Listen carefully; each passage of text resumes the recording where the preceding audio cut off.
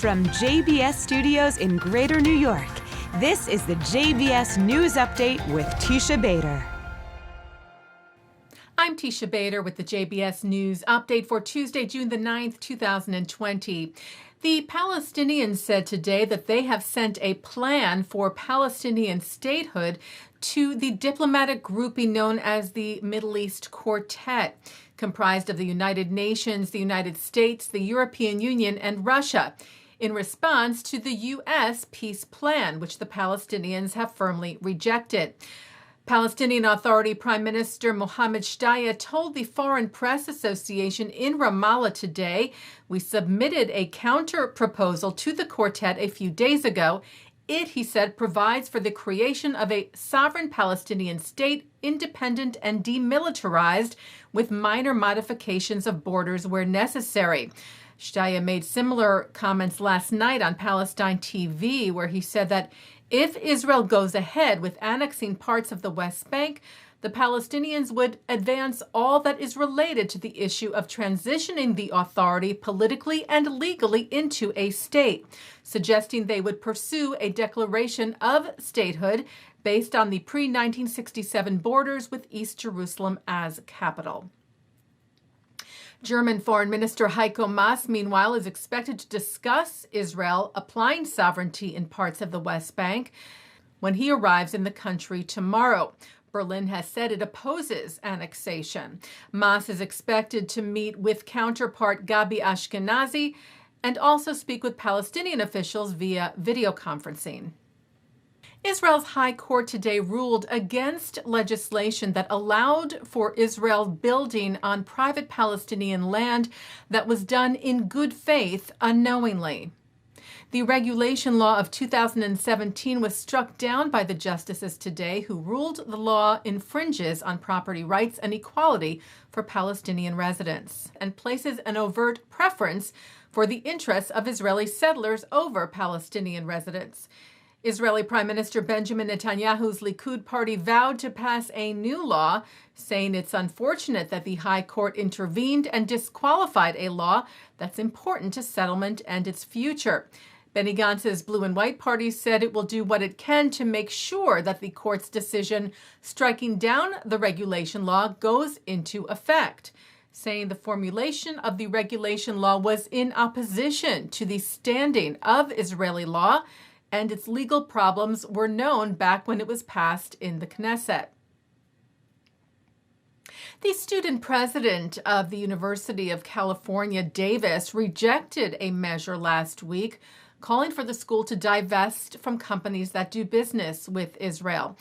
The measure was in support of the BDS, Boycott, Divestment, and Sanctions campaign against Israel.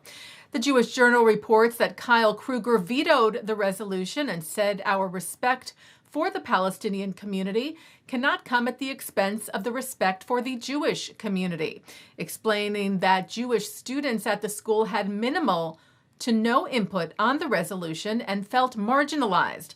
Stand With Us CEO Roz Rothstein said the resolution was bigoted and full of misleading claims. She told the Journal divestment only serves to fuel the Israeli-Palestinian conflict and deepen divisions between students at the worst possible time. Amcha Initiative Director Tammy Rossman Benjamin said the resolutions were part of a strategy to ostracize and silence all pro-Israel voices on campus, mainly Jewish students. And frighteningly, she said, these resolutions almost always result in the harassment of Jewish students.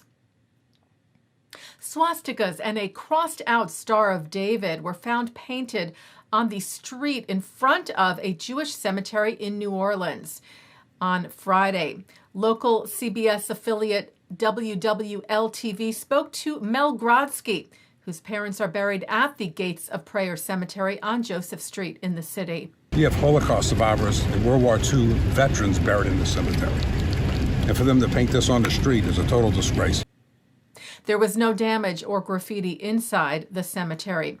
Residents and the city cleaned up the markings, and the station said police were stepping up patrols there and at other Jewish institutions and synagogues in the area. Well, for the first time, the Knesset held a ceremony to mark a pogrom which took place against Jews in Iraq at the time of the Holocaust, when the Baghdad government was supported by the Nazis. At least 180 Jews were murdered during the Farhud riots over 2 days from June the 1st to the 2nd of 1941.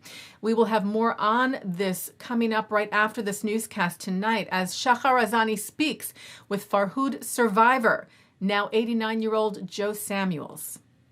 In other programming for tonight on JBS for Tuesday, June the 9th, at 7 o'clock, Professor Vladimir Kanin of Bar-Ilan University surveys the history of anti-Semitism in Russia. That's in a program of ISGAP.